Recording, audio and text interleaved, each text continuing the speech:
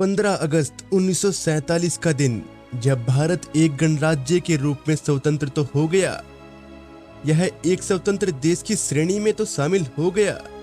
अंग्रेजों की गुलामी से आजादी के बाद देश के लोग हर्ष मना रहे थे, लेकिन कितनों को तब से लेकर अब तक आजादी के इतिहास के कुछ ऐसे पहलू रहे हैं जिसके बारे में पता ही नहीं था। भारत को 20 फरवरी 1947 को ब्रिटेन के तत्कालीन प्रधानमंत्री क्लेमेंट एटली ने एक अलग राष्ट्र के रूप में स्वीकार कर लिया था। हालांकि 15 अगस्त 1947 को आजादी भले ही मिली हो, लेकिन कम लोग ही जानते हैं कि 20 फरवरी 1947 को ब्रिटेन ने भारत को अलग राष्ट्र के रूप में माना तो उसे 30 जून 1948 तक नई सरकार के गठन का समय दिया था।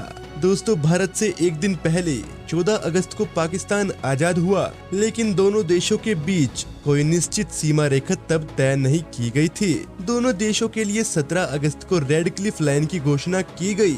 आपको बता दें कि भारत के अलावा दुनिया के 3 और देश हैं जो 15 अगस्त को ही अपना स्वतंत्रता दिवस मनाते हैं। इन देशों में दक्षिण कोरिया, कांगो और बहरीन है। जब भारत को आजादी मिली तो पूरे देश दंगों की आग में झुलस रहा था। यही वजह रही कि महात्मा गांधी आजादी के समारोह में हिस्सा नहीं ले पाए। दोस्तों, पहली बार हमारे देश में 15 अगस्त की जगह 16 अगस्त 1947 को लाल किले से तिरंगा फहराया गया था। भारत को आजादी मिलने के साथ एक देश के रूप में संगठित बनाने के लिए तब 562 रियासतों को एक साथ विलय करवाया गया, जिसमें सरदार पटेल की भूमिका सबसे अहम रही। भारत को आजादी के बाद अपना राष्ट्रीय गान जन गण मन जो 1911 में लिखा गया था, उसे 1950 में अंगीकार किया गया। जब भारत को आजादी मिली तो कुल 17 राज्य थे। इसके साथ ही आपको बता दें कि भारत की आजादी के वक्त $1 1 रुपए के बराबर और सोना 10 ग्राम की कीमत 88 रुपए 62 पैसे थी। जब भारत को आजादी मिली तो गोवा हमारे देश का हिस्सा नहीं था।